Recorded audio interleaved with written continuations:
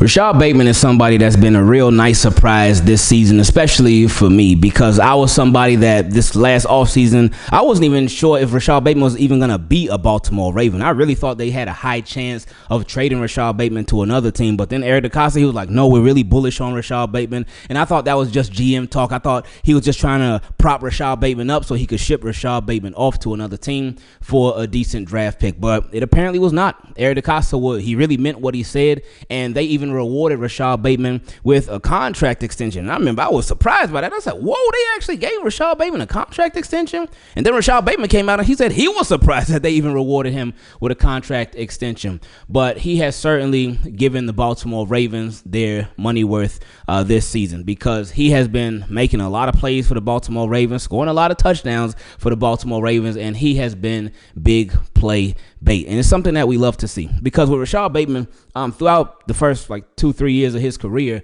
we just kept hearing this line that would just bug me, especially after the second and third year, and it was potential. Oh, Rashod Bateman, he's got so much potential. And for me, I love when people got potential, because that shows that, hey, they can do something. But when all you hear about is just potential over and over and over, it gets redundant. And it's like, all right, when are we going to actually see the Baltimore Ravens and Rashod Bateman cash in on that potential? But this has been the year where they did, and we love to see it. But there have been some injuries that have come along the way with that. And Rashod Bateman's most recent injury scared us, because yesterday he was actually in a walking boot.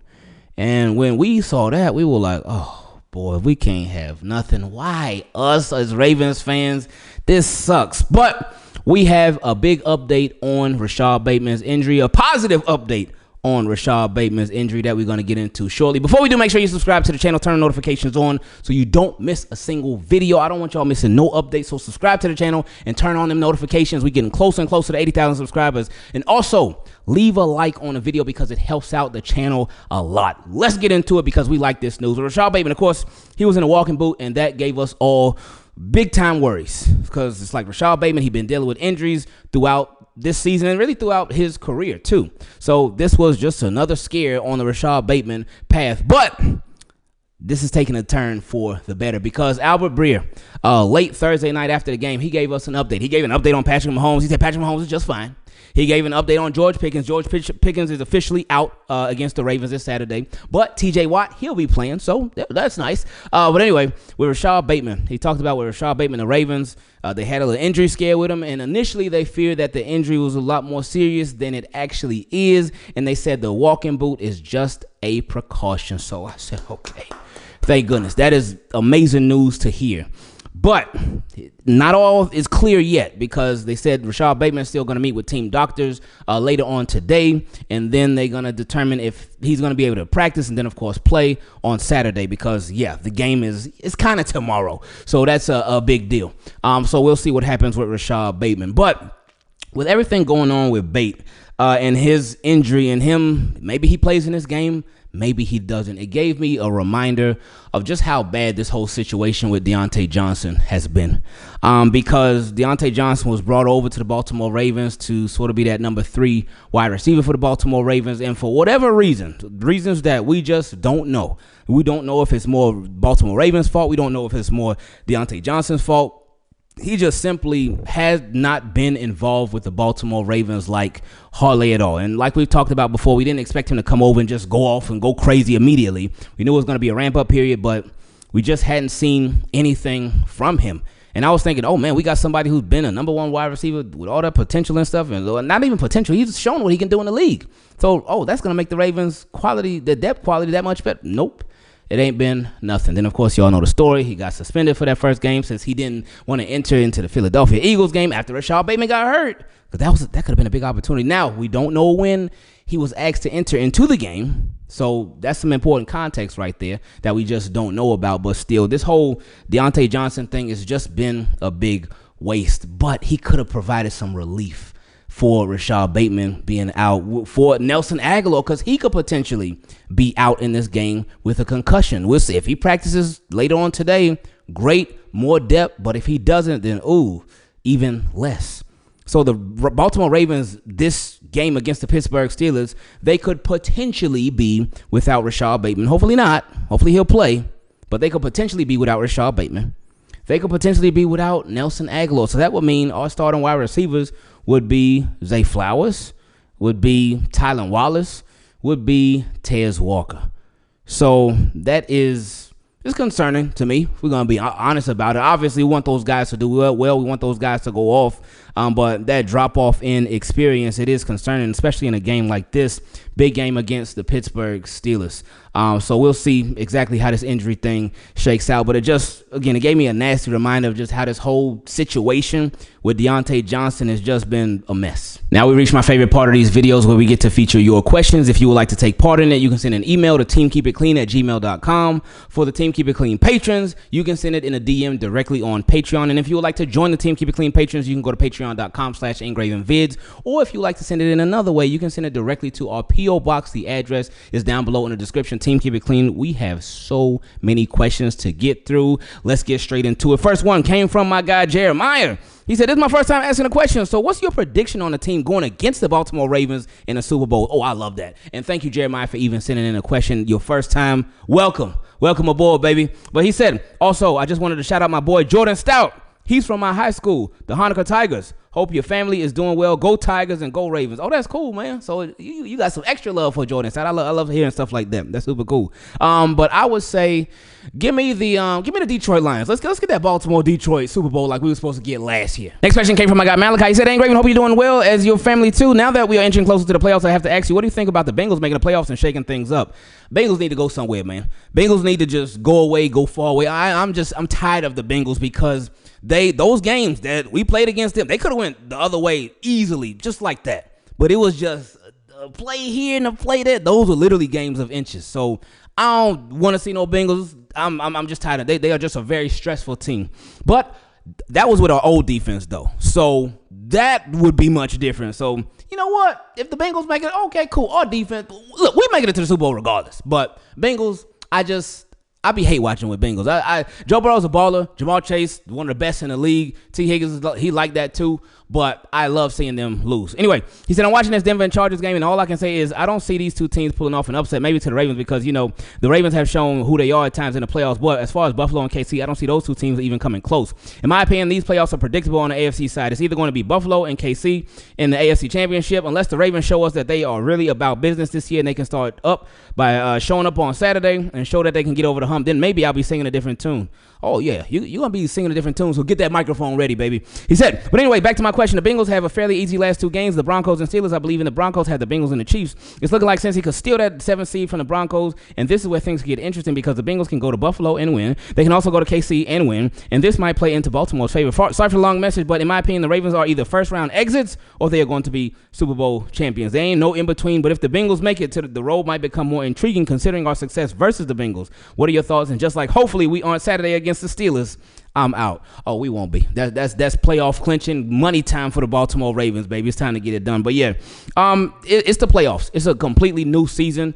These are all teams that in the AFC side, these are all teams that the Ravens have gone against. Well, so far, because the potential playoff teams are guys like it'll be the Steelers, the Chiefs, the Bills, the Chargers. It could be the Broncos. We'll see.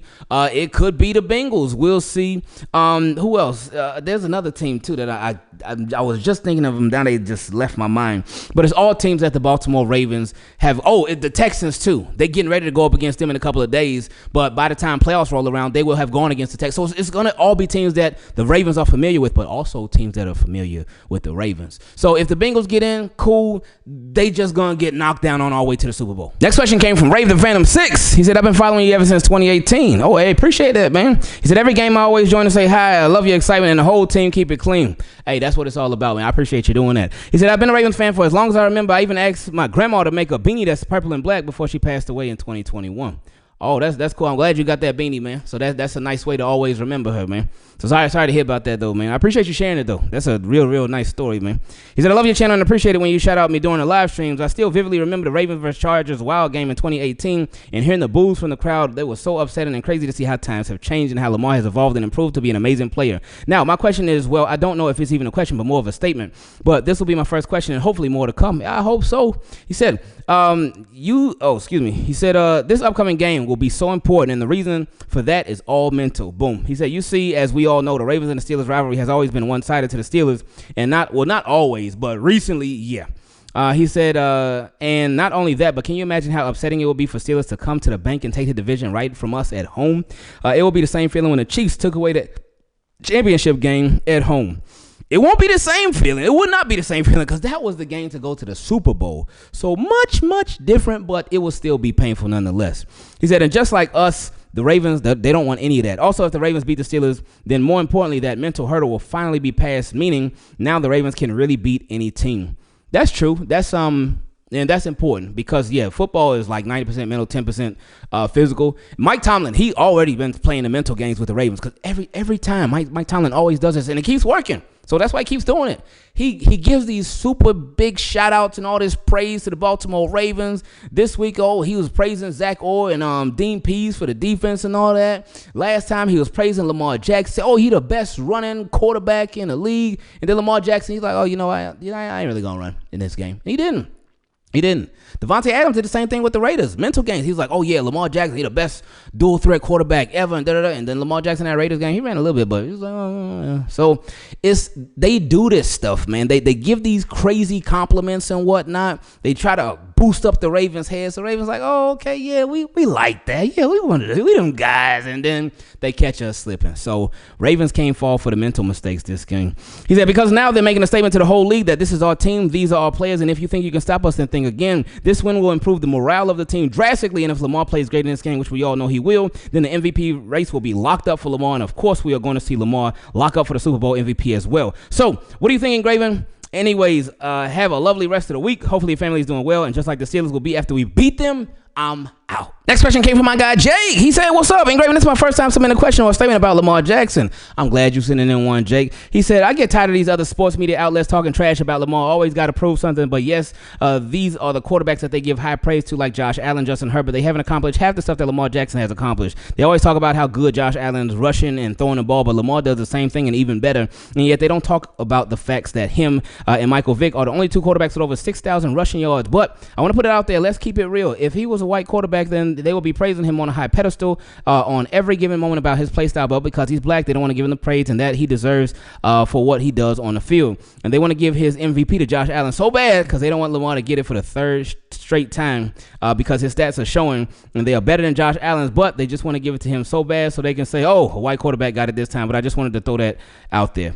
I think a part of it too is just the I don't want to say recency bias, like voters fatigue. They're like, Lamar just got one. He just got it last year. Do we really give it to him again?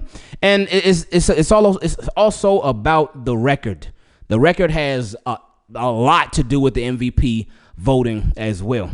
That's why Joe Burrow is not in the MVP race because his numbers are amazing. They are great. Joe Burrow been balling, but the Bengals have a terrible record. So since they got a terrible record, they're like, we ain't putting him in no MVP talks. No, for what? His numbers are great, but the record is not. Anyway, he also said, and I also just want to say, in my mind, I think we should go get another coach because to me, for the past couple of years, I always say I feel as though Harbaugh is sabotaging the team with the play and play styles that's been happening in the place that he's been calling or not calling as far as the championship game against Kansas City. They should have been running the ball. Gus Edwards was good enough and they could have ran that ball, but they didn't do it. And like me, he's sabotaging the team. I don't know, but I just wanted to say thank you for reading my comments. Sorry it was long, but I'll have more questions, so you'll hear from me again. Appreciate it, and hope you and the family are doing okay. Best of wishes to all of you. Hey, I appreciate that, Jake. And is Harbaugh sabotaging the team? Now, I can't say he's sabotaging the team because what benefit would that do for him? What good would that do for Harbaugh to sabotage the team at this point of the season, at this point of his career? It wouldn't do any good. It wouldn't make any sense at all. So I don't think he's sabotaging the team. I think there could be some significant improvements, coaching-wise, even player-wise, all that stuff. Some of the stuff that they do, some of their style and whatnot, but I wouldn't say he's sabotaging the team. Next question came from my guy B-Money. He said, what's the playoff pass scenario for the Ravens if the Chargers lose? Well, the Chargers, they end up winning the game. He sent this before the game, so no worries there. But for the Baltimore Ravens, their playoff path, you beat the Steelers, you're in the playoffs no matter what happens for the rest of the season. So that's first and foremost. But for the Baltimore Ravens to win the division, you beat the Steelers on Saturday and you either win your next 2 games and the Steelers lose the next 2 games, or you win the next 2 games and the Steelers lose one of the next 2 games. You have to have a better record than the Steelers in order to take the division and get that number 3 seed. If you are tied, if your record is tied with the Steelers at the end of the season, then they get it. Next question came from my guy Michael. He said, "Hey, Ingraven, hope you and the family are doing well, and the rest of the team, keep it clean, is doing well as well. I think the reason why we haven't seen a lot of these players and a lot of different players is because we don't want anybody to have film on them. Walker comes in and gets his touchdown. If we think about it, it will start to make sense how the season has been going and why we don't see certain people or certain plays." That could be, but that would just are the Ravens really thinking that much ahead? I don't see them thinking like that, because we've thought about this from years ago, even when they had Giro, and we were thinking, oh man, they saving plays for playoff time, but it came out that they weren't saving anything. So I think it's just one of those things where Ravens were like, you know what, it's against the Giants. Let's try it out. Let's just test it out and see how it goes. What's the worst that could happen? And it worked. So hopefully that's a sign of things to come when it comes to Tez Walker. He also said, I hope everybody's doing well and the family are blessed. I have a question for you. We see how quick he's making changes on special teams, but why is he not making this quick of a move on the offensive line where he knows one change could possibly make it a whole lot easier and make it a whole lot more steady? So he's obviously speaking about John Harbaugh with making changes to the offensive line. Sounds like you're talking about Daniel Failele and Pat McCarry. That's a really, really good question. I wish I had the answer to it, but only John Harbaugh does. So the only thing that we can hope for is that they do a 2012 where they switched up the offensive line as soon as they got into the playoffs. And another question that also came from Michael. He said, all many blessings to all everyone in the team. Keep it clean. Keep everybody in your prayer, because you never know, them prayers might be the last one you say to that person every day. Is cherished, not guaranteed.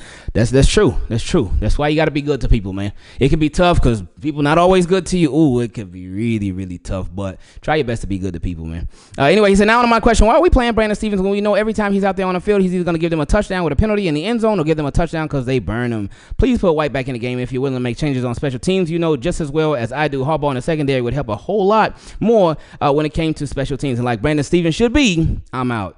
Well, yeah, I mean, Harbaugh ain't making that change. If he ain't made it by now, then he ain't going to make it. Now, they have reduced his snaps a little bit here and there. But overall, Brandon Stephens, that's their starter. And that's the guy who they have out there.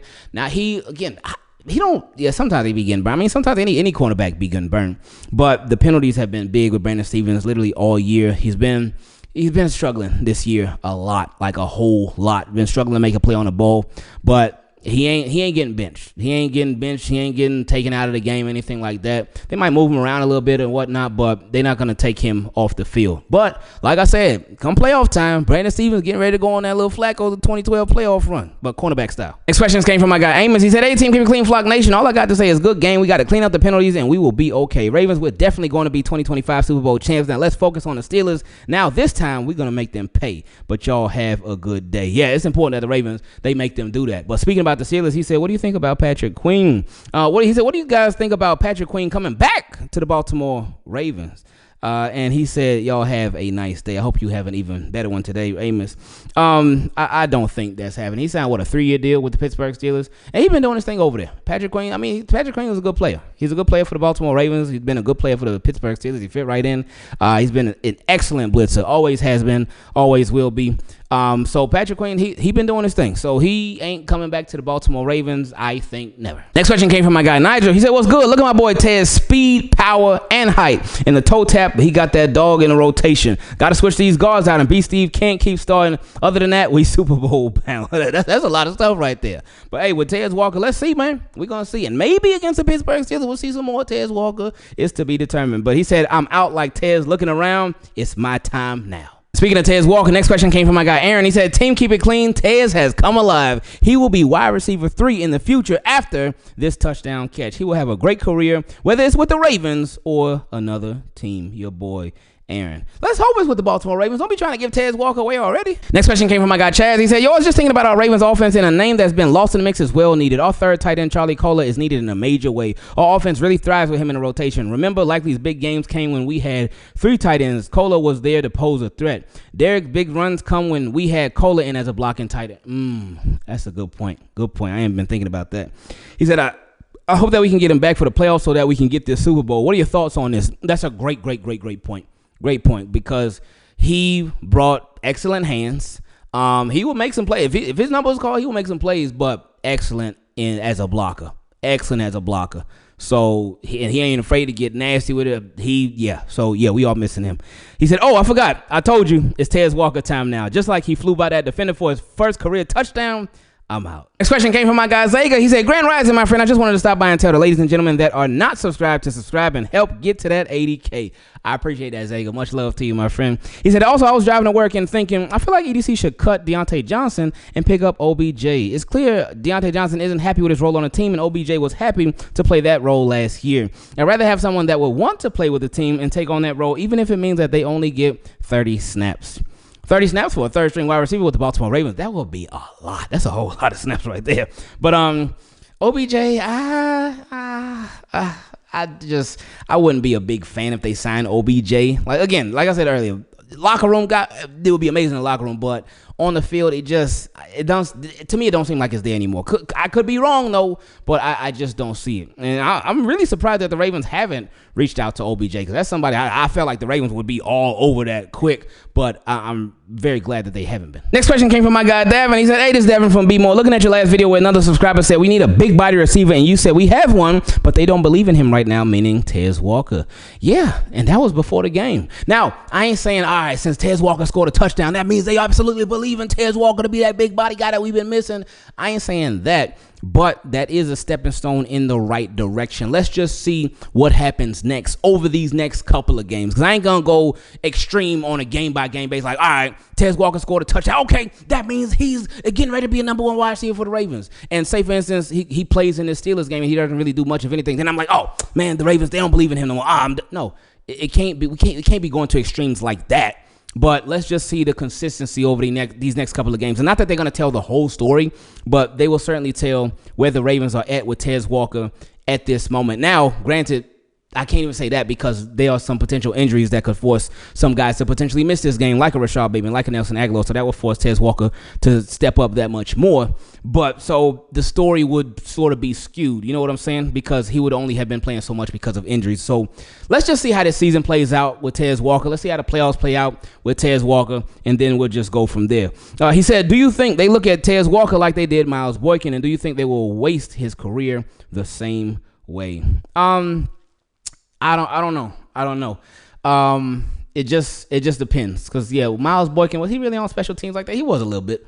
And then as a receiver, he got it in a little bit, but I feel like Lamar just didn't trust Miles Boykin, because there were times when Miles Boykin would run the wrong route, and once Lamar lost his trust for him, I think that was a wrap, and it just never worked out. And then he went to Pittsburgh. I was hoping it was going to work out there, but it didn't end up working out there. So I don't think he's in the league anymore. But with Tez Walker, I don't want to say, oh, they're going to do him like Miles Boykin, anything like that. No, to me, it's just a wait-and-see type of approach. This question came from my guy Javo. He said, lots of Ravens fans have been complaining about the Kings' usage versus the Giants. In my opinion, while watching the game, I see Lamar and Bateman connecting beautifully throughout the game. So why go away from that? That's true. Like, I feel like sometimes fans get so caught up in numbers without context. And I know that can be very, very easy to do, because we're like, all right, whenever Derrick Henry has 18 to 20 something touches, the Ravens win the game.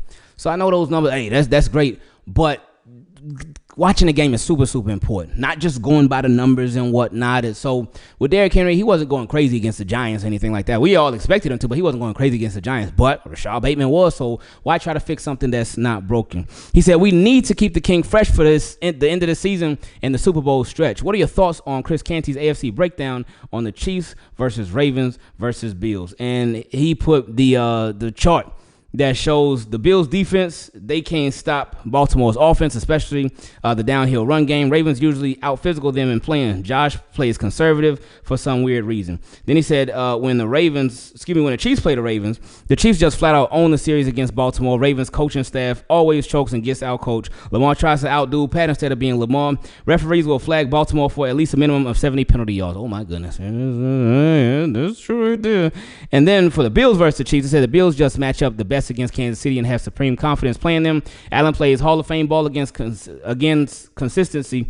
Also, referees are fair across the board. Whew, that's something right there. But yeah, hey, that's real right there. But focusing on Baltimore's part, yeah, when it comes to the Ravens versus the Chiefs, yeah, the Chiefs just flat out own the series against Baltimore. They do. Ravens just fall flat against the Chiefs. like every time. But I will say that week 1 game, it feels like that wasn't even this year. But that week 1 game this year, like they were like, all right, Lamar was being Lamar. He was doing this thing. And the Ravens, they came to play. And that was sort of a preseason game because that was the first time all of them played together. The Chiefs, they had played together during the preseason. The Ravens didn't. So, and that ain't no excuse. That ain't no excuse at all. The Ravens lost. But the Ravens, like, they show, like, we ain't scared of Kansas City. In Kansas City, we'll go head to head with Kansas City. And their offense wasn't even clicking all the way like that. And neither was their defense. So, like, Ravens gonna get it done. Whether it's against Kansas City, whether it's against Buffalo, whether it's against Pittsburgh, whether it's against whoever, Ravens gonna get it done this year, close it out with a Super Bowl, and that'll be a wrap. Next question came from my guy, E-John. He said, hey, team, keep it clean and engraving. I hope all is well with you all. Hope everything is well with you. He said, my question is, what annoys you most about the media narratives? A, no context. Yeah, that probably. He said, B, half truths, half stories. That can too. C, being biased. Not really, but. And D, other. I'll say 1 to no context. He said, they always say Josh Allen lost a lot this offseason, 2 wide receivers and a safety, without mentioning the addition of another all-pro receiver, Amari Cooper. He said, they only say Lamar gained Derrick Henry without mentioning Baltimore lost coaches, assistant coaches, scouting staff, and players like a league-leading interceptor in Geno Stone, Gus Edwards, J.K. Dobbins, Jadeveon Clowney, Patrick Queen, an O-line coach, 3 starting offensive linemen, and even Tyus Bowser, LOL. Whew. Yeah, that's a lot. That's a whole lot. And that might not even be everything. He said, if Allen wins the award based on voters' fatigue, fine. But let's not act like Lamar isn't deserving based off his play and his numbers and a tougher schedule. Oh, yeah, I forgot about the number 1 schedule. He said, what are your thoughts on just like Deontay Johnson when it comes to playing for Baltimore? I'm out. Yeah, that's what it's looking like for sure. Yeah, that's a big part of it. That is a really big part of it. But like I say, it's record.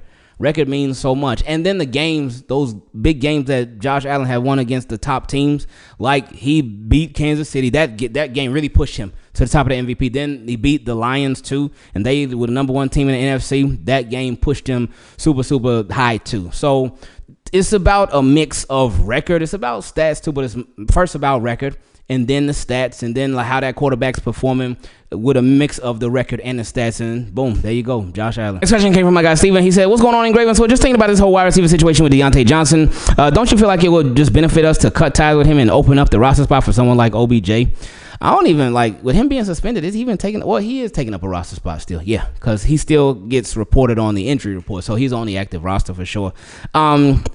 OBJ, though, no, I'm just not a big fan of that move. He said, I understand they may not want Deontay Johnson going to a contender. True, and they want the comp pick. They don't want this trade to absolutely be for just nothing. I mean, it's being close to being for nothing, but they want to try to get something out of it, so they just probably holding on to him. They probably still thinking about cutting him. But they're like, man, do we want to just get rid of this guy or just keep our comp pick? They thinking about it. But anyway, he said, I understand they might not want Deontay Johnson going to a contender, but how much will he really contribute to his next team? It seems like he's more of a cancer in the locker room than a contributor at this point. And even though we all know OBJ is past his prime, I still think he can contribute a whole lot more than Deontay Johnson has.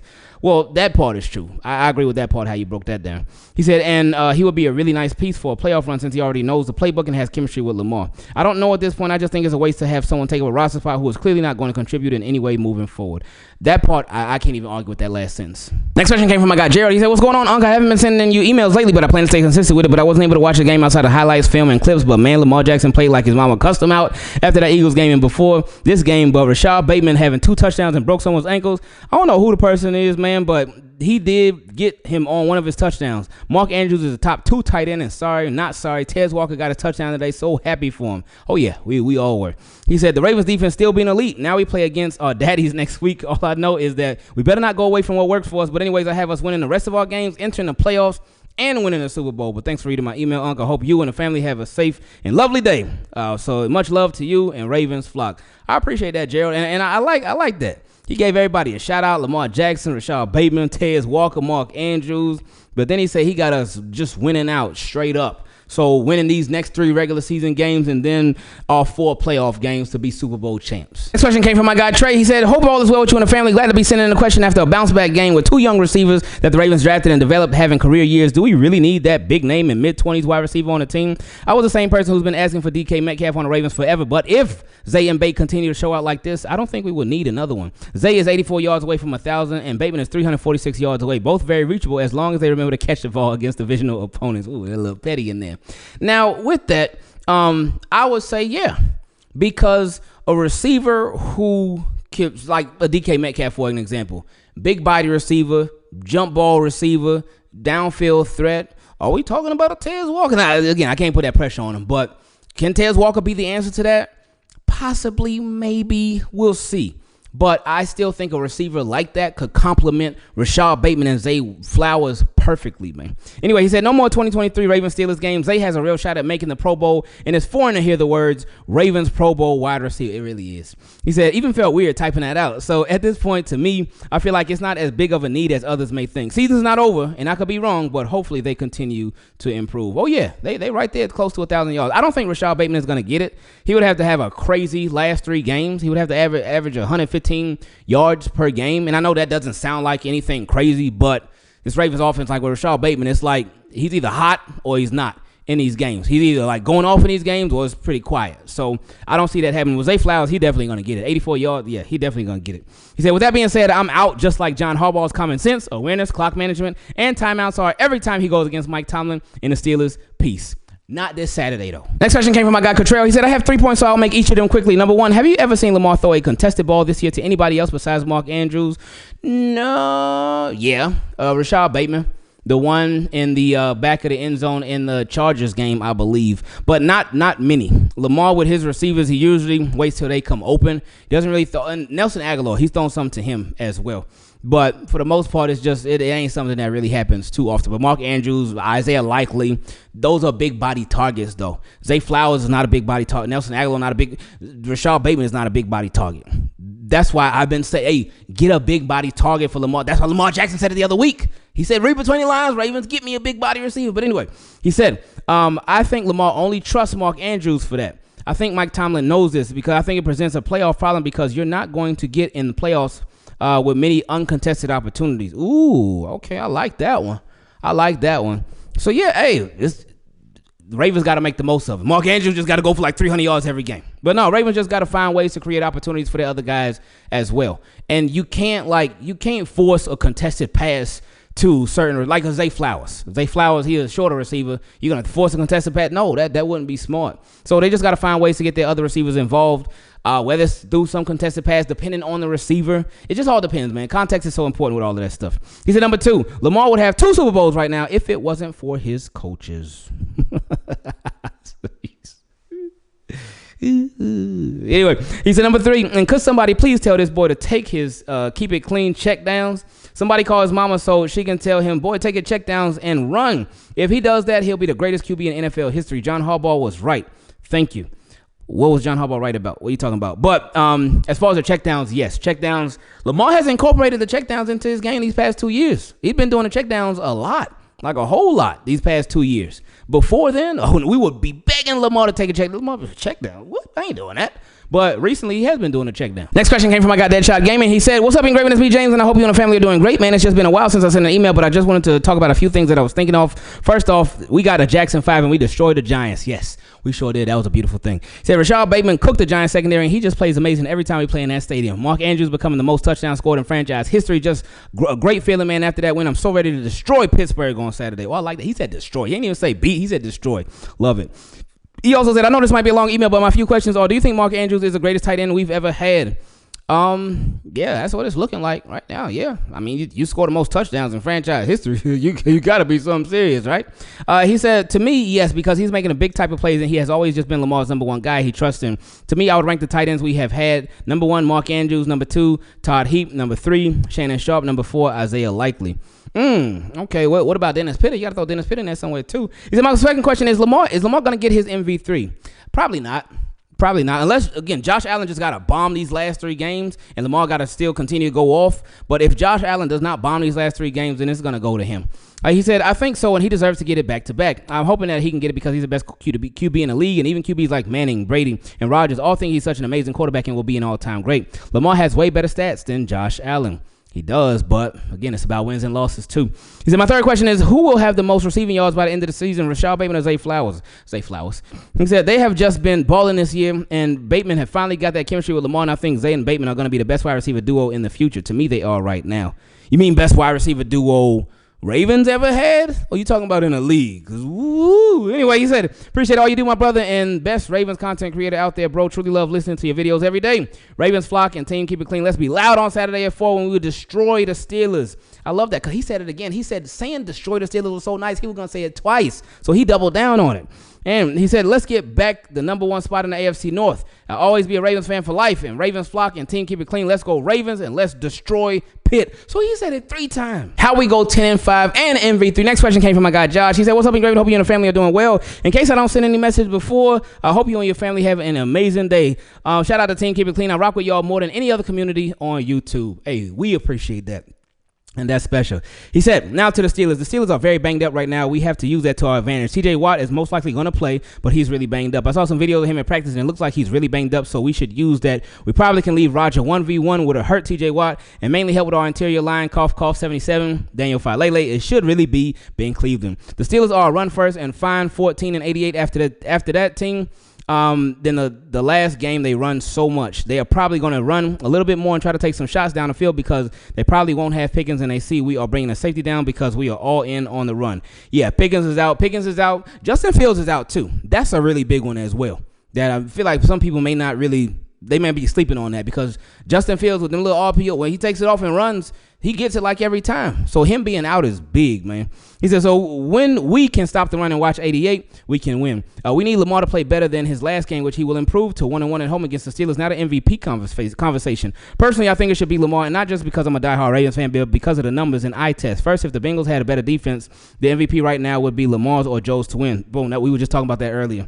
He said, which I think Lamar should still win because he's 10-1 versus Joe and would have swept him this year. Yeah, that would be the head-to-head. So the 10-1 would matter for the MVP, but the head-to-head 2-0, that would.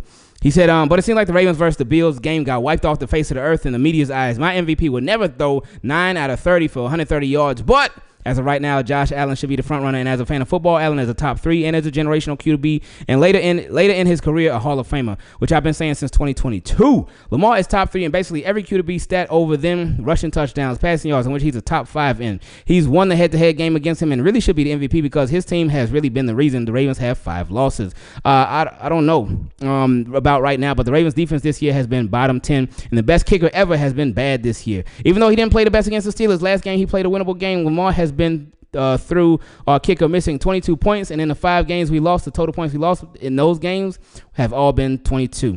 If we would have caught that at least one pick in that Browns game, and if Tucker was the same old Tucker or made at least half of his misses this year, we would have 11 or 12 wins, and Lamar would get another unanimous MVP. Yeah, that's why football the ultimate team sport, man, because one guy can't do everything. A lot of times we wish that he could, but one guy can't do it all. So there's going to be hiccups here, there's going to be hiccups there, and that's a part of the game, man. He said, the guy is playing like prime A-Rod, plus Lamar's ability to run at an elite level is so impressive. I think Lamar will win MVP this year, even though it's looking bad right now. I truly believe if Lamar goes out and balls out against the Steelers, a team who has had his number, also the 3 seed, and the Texans against the 4 seed, then he'll get an MV3. If Allen plays okay or loses one game, also MV3. I've had so many debates in the last 2 weeks with people and Bills fans saying, oh, well, Lamar won it last year and Allen had way better numbers then. I truly don't think people understand how crazy close he was to throwing 20 interceptions. Allen threw 18 interceptions and has 7 losses. Also, he wasn't beating up on playoff teams like Lamar was doing last year. So, yeah, Allen has way better stats, but he also almost threw 20 interceptions. 18 interceptions is a lot. That's a lot of interceptions. Now, he did score a lot of points, though. He did score a lot of touchdowns, both through the air and on the ground. 18 interceptions, that's a lot. He said, and he wasn't dominant enough against playoff teams and also had 7 losses, barely winning that division. With all that, LOL, sorry for the long message, but my question is, who do you think will step up if Bate isn't a go, and who should the Ravens let step up in that role? I think it'll be Tylan Wallace. That's the only person who they got. Like, it will be Tylan Wallace, Tez Walker. What other receivers? They might have to activate somebody from the practice squad or something. Well, so hopefully not. Hopefully Bate can play, but if he's out, then yeah, it's going to have to be Tylan Wallace and Tez Walker. He said, thank you so much. Much love to you and the family. Keep being you, and until next time, we out.